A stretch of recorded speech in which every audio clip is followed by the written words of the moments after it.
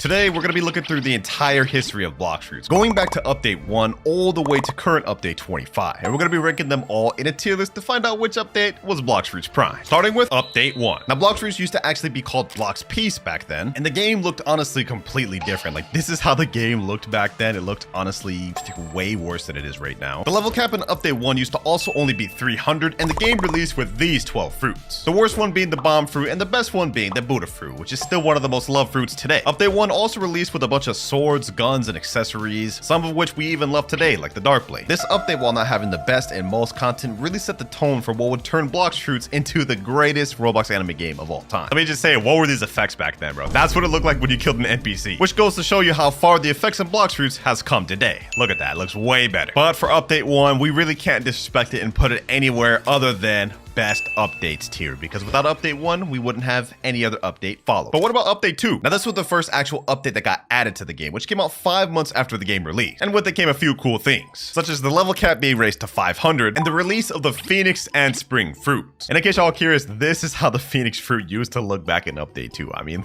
just look at these wings, bro. Clearly the Phoenix fruit got revamped because swift flight looks like this now. We have actual wings, actual effects, and the animation for flight is way better. The second update also brought some other cool things, such as the addition of the Magma Village, the second fighting style added to the game, the electric fighting style, and the Soul Cane and refined musket weapons, which made update 2 a pretty decent update. But I'm not gonna lie, it's definitely not there with update 1 since that was the release, so I'm gonna put update 2 in the mid tier. Just my opinion, don't come at me. Update 3, this update they added my favorite fruit in the game, the Rumble fruit, and also this is how the icon used to look back then. Kind of interesting. Other notable things they added this update was the God and Nell boss and the Upper Skypia Island, as well as the addition of the Coliseum Island, which added the friendly 1v1 features. So low-key, this is kind of like a PvP update. And y'all know your boy loves PvP and the Rumble fruit. So for update 3, I ain't gonna lie, it's gotta go in the cooking tier. W update in my heart. But for update 4, this goes downhill a little bit, because update 4 was focused only on fixing and balancing the game with smaller new content. But update 4 wasn't completely bad, because we did get the addition of the Sand fruit being added to the game, as well as the Dark Blade V2 upgrade. But obviously the sword didn't look like this back then. Instead, it used to look like this. Overall though, update 4, very underwhelming. Low-key, I'm gonna put it in the kind of bad tier, because I just really don't care about it. Update 5. Now this update brought something interesting. Our first mythical fruit of the game, the Gravity fruit, which you guys can see released at 2,300 Robux, and it's still the exact same price. So like 5 years later, it has not released. You guys can also see the Max Master used to be at 500 in the right corner, and the moves for Gravity used to be completely different. Fierce, Tiger, Fire Festival. Looking at Gravity now, we can see the moves are vastly different. We have Gravity Push, Meteor Pitch, and Meteor's Rain, which is interesting because Gravity right now is about to get a rework, so in a couple weeks, it may look even more different than it is right now. Another thing update 5 brought is increasing the level cap to 750 and adding the Fountain Island, the last island in First Sea. And I'm gonna be honest, this has not changed at all these years later. Fountain Island looks no different. Overall, update 5 was kind of lacking in my opinion, the best thing they added being the cool shades. Yes sir, one of my favorite looking accessories in the game. This one for me is going in mid tier, just barely above update 4. So for the last 2 fruit, this is how the Pain fruit abilities look right now. You can see that's Paul Barrage right there. And if we switch over to the Pain fruit now, ladies and gentlemen, which is 5 years later, we can see absolutely nothing has changed. It looks exactly the same, bro. If anything, forget giving Gravity a rework. This fruit desperately needs it more. So I'm sorry, update 7 for that. You gotta go to the bottom in straight cheeks tier. Nobody likes the paw fruit. But while update 7 may have been straight cheeks, update 8, they were prepping to have it be one of the biggest updates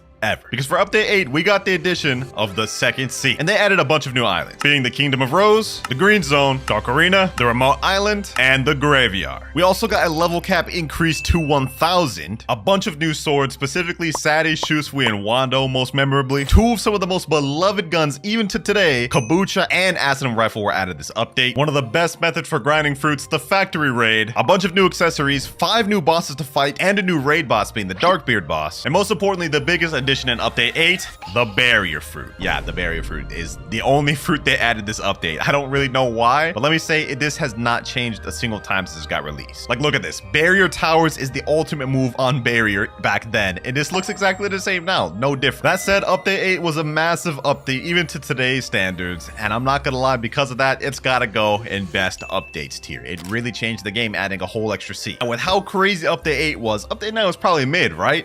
raw, because this update added 3 core things, 2 of which still get used by 90% of players today. First one being the addition of the dough fruit. This is dough V1, and while it may not have changed much, you guys know what's coming later. We also got the addition of the true triple katana sword, which would later on today be literally the most broken sword in the game, but obviously back then it looked pretty goofy, I'm not gonna lie. And lastly, we got the addition of the superhuman fighting style in the game, which is the first fighting style you actually had to complete a quest line to obtain. In order to obtain superhuman back then, you had to get Dragon Claw, Black Leg, Electro, and Fishman Karate the 300 mastery, which is the same method you need to use today to get superhuman. And to top it all off, they increased the level cap to 1,100 this update as well. Honestly, there's nothing really bad I can say about it. Update 9, while it may not be in best updates tier, I'm gonna put it towards the top of cooking tier. You gotta respect it. They was on a roll with these early updates, man. I can't lie. Only 2 real bad ones. Moving on to update 10 though, we got the addition of another mythical fruit, the Ope fruit. And this right here is how it used to look. Who would have thought it would have evolved to this? Anyway, if you pay attention to how Ope looked back then, you'll notice one thing. It hasn't been changed at all. Like literally like 4 years it's been in the game, it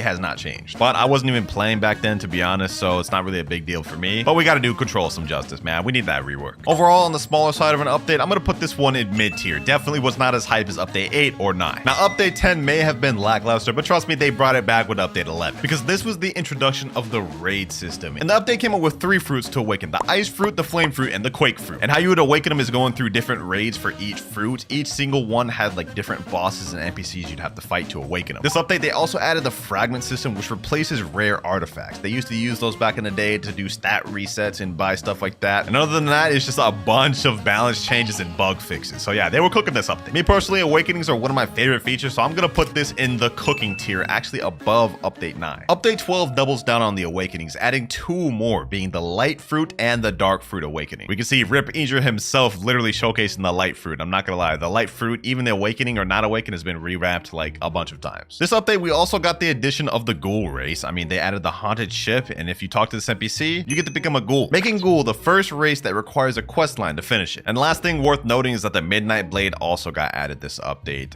which you can also obtain at the haunted ship. Overall, not bad, but I'm gonna put this one at the top of mid because it didn't do as much. Update 13. This one was a legendary one because not only did we get the addition of the spider awakening, which you guys can see the raid is going on right now, but we also got the dragon fruit. This is showcased by Gamer Robot themselves. This is how the fruit used to look, man. Like all these old abilities, it recently just got reworked. This one was a long one in the making, bro, but this truly brought Blox Fruits to another level of popularity. Dragon fruit's also gone through multiple different physical reworks. This is how it used to look when it released. This is how it used to look a year ago, and this is how it looks now. And last but definitely least, we also got the addition of the Death Step fighting style from Foyu the Reform. Yeah, I'm gonna be honest, not many people care about Death Step. This update was a big one, man, in terms of getting Blox Fruits the player base it has now. This is gonna go straight towards the top of cooking tier. Now, I remember update 13 was actually around the first time I started even hearing about the game, but I didn't start actually playing until much later on. Update 14, this one was a bit of a smaller one, but it's one I hold dear to me because we got the awakening for my favorite fruit in the game, Rumble. We also got the addition of the cyborg race. You guys can see they're doing the cyborg puzzle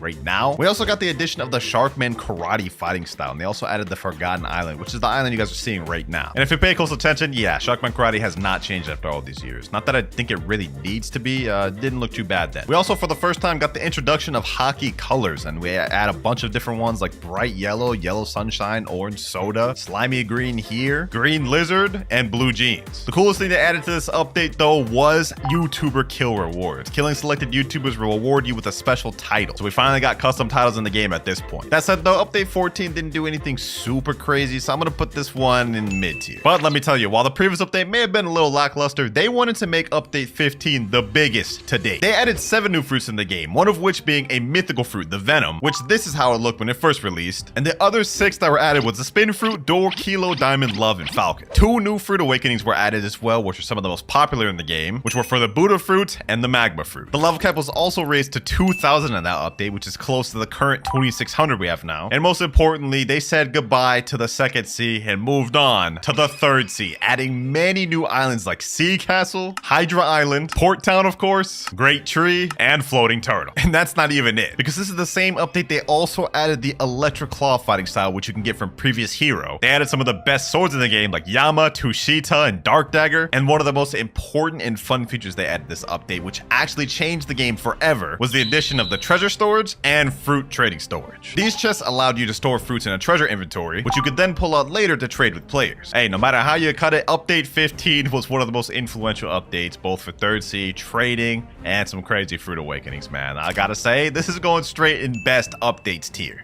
Hey, cool. But how does update 16 compare? Pretty well, I'd say. This update, we got the addition of the shadow fruit as well as the revived fruit, which is now the ghost fruit. This is also the addition of a Halloween update, which added a bunch more things. According to the wiki, this is also when they added the Death King NPC, which you would give him bones in exchange for a gacha, and you had a chance of getting a random surprise, which is a fruit, refund stat points, or reroll race. And we can't forget that this is when they added admin Uzoth's fighting style dragon talent to the game. All things considered, update 16 was pretty good. It's gonna go in the middle of mid. Now, update 17 is where this is gonna get a little complicated, because technically there was 5 updates within one update. We got 17.1, 17.2, 17.3, the confetti event, and 17.3.5. Yeah, I know it's pretty confusing, but this is when I started playing the game, so I think I can explain it pretty well. Update 17 part 1, it didn't add much, but add a new fruit, new awakening, and new islands. Specifically, they added the soul fruit. At the time, this sold for 2,550 Robux, which it still does, so that hasn't really changed. And the sand fruit also got its own awakening. Moving on to 17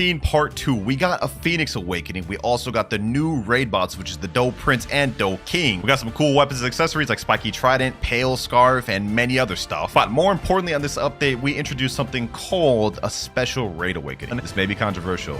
At the top of best updates above everything. This is personally when I started playing the game, so these updates hold a special place in my heart. And I honestly feel like those trigger updates have a strong contender to be considered the prime of Blox Fruits. Now, if you thought update 17 was crazy, update 18 matched it just as good, because we got the introduction of race awakenings. This added a whole new aspect to the game and a bunch of new content for players to explore. With the race awakenings, it came out for 6 different races: human, mink, shark, angel, ghoul, and cyborg. Each race having their own special and unique abilities, which honestly turned the tide of the game in terms of PvP. Like, this is really OP. When you're in V4, every stat becomes maxed out, so basically no matter what you do, you're gonna be dealing max damage, even if you haven't even put stats in that category. Honestly, this update was really cool. It was insane getting V4s for the first time. That said though, it also, in my opinion, ruined the game for PvP. And it started a trend of what I like to call the death of skill in Blox Fruits. That said though, it's not a bad update, but I will put it in kind of bad tier, I'm not gonna lie, at least at the top of that. I already know so many people are upset because of how cool that was for an update, but me as a PvPer, man,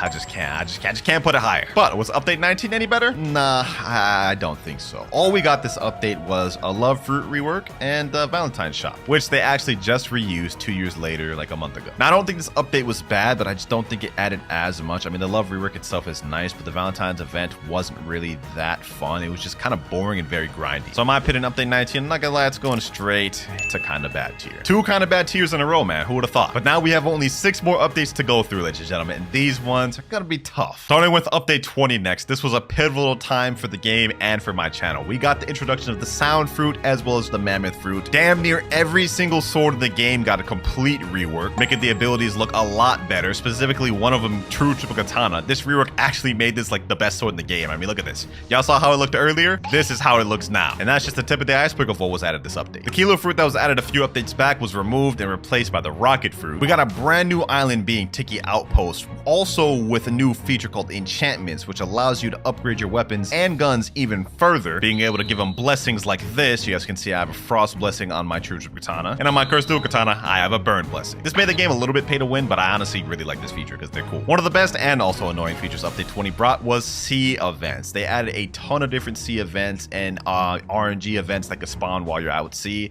specifically one of them being the Leviathan boss, which I still dread farming to this day, but hey, it was a W feature. Update 20 added a lot of stuff, I'm not gonna lie, and it was a very pivotal time for my channel, like I said earlier, but it's not gonna go in best updates tier. I will, however, put it in cooking tier. Update 21 was more of an in-between update, a smaller Halloween event one, if you will. It replaced the revived fruit with the ghost fruit, pretty much just a rework. Yep, that was it. That's all that got added in update 21, and me personally, I don't really like the ghost fruit that much. I'm gonna put this in straight cheeks tier, bro. I'm not gonna lie. Despite the fact that the ghost fruit visually looks cool, you will never see me using this thing. Now, update 22 shook things up quite a bit. literally. We got the addition of the kitsune fruit, which is still one of the most broken fruits in the game. In fact, I rate it top 3. We also got a brand new sea event called the Kitsune Shrine, which is also cancer to spawn just like Leviathan. And to finish it off, we got a bunch of accessories related to kitsune, like kitsune mask and kitsune ribbon. The update itself didn't bring a massive amount of content, but I will say the kitsune fruit is one of my favorite fruits in the game, despite how brain dead it is. I'm gonna put this in cooking tier, man, but it's gonna be towards the bottom. Now we get into update 23, which wasn't really that big of an update. All we got added to was the T-Rex fruit, which doesn't make this a bad update, but I'm not gonna lie, this was when players were starting to realize a bit of a trend going on. Since update 17, they've been adding beast fruit after beast fruit after beast fruit each update, and I'm not gonna lie, it started to make the game feel a bit like a damn zoo. So while I love the T-Rex fruit, I'm gonna put this update in kind of bad just because it didn't add anything other than just the fruit. 2 updates left, ladies and gentlemen, update 24 and update 25. For those of you that don't know, between update 24 and 25, it took an entire year. Now with this update, we got the addition of a ton of things like the gas fruit, dragon rework, the new gifting mechanics. You guys can see Uzat's gifting just a ton of permanent dragons to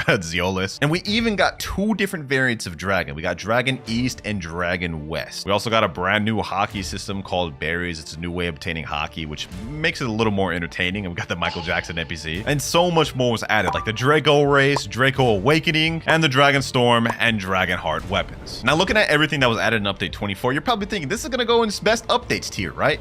Wrong. I'm gonna put this one controversially in straight cheeks tier. And let me explain why. So first off, everyone had to wait a year for this update to come out, and I honestly didn't feel like it delivered on much content. To start off, we had to wait an entire year for this update to drop. Players who had just started playing in update 22 had already gotten all the way caught up on all the content in the game and still had to wait months to get any new content. And honestly, I just feel like they actually just didn't deliver much. Majority of players I knew, even players who aren't hardcore players, got done with all the content from update 24 in less than a week. And to top it off, the Blox Fruits team scammed everybody. Players who grinded up physical dragon fruits before the update, all of them were stripped away. And to top it off, players who previously bought permanent dragon in the past, spending their hard-earned cash, got it taken away and had to re-spend money buying something they've already bought in the past. And while the devs did do a good job of rebounding from that, adding dragon tokens and making the permanent dragon at a discount, I'm not gonna lie, it doesn't change the fact that they did it in the first place. So yeah, for that reason alone, update 24 is going to straight cheeks tier. I'm not saying it was a bad update, but I don't think it was worth the wait.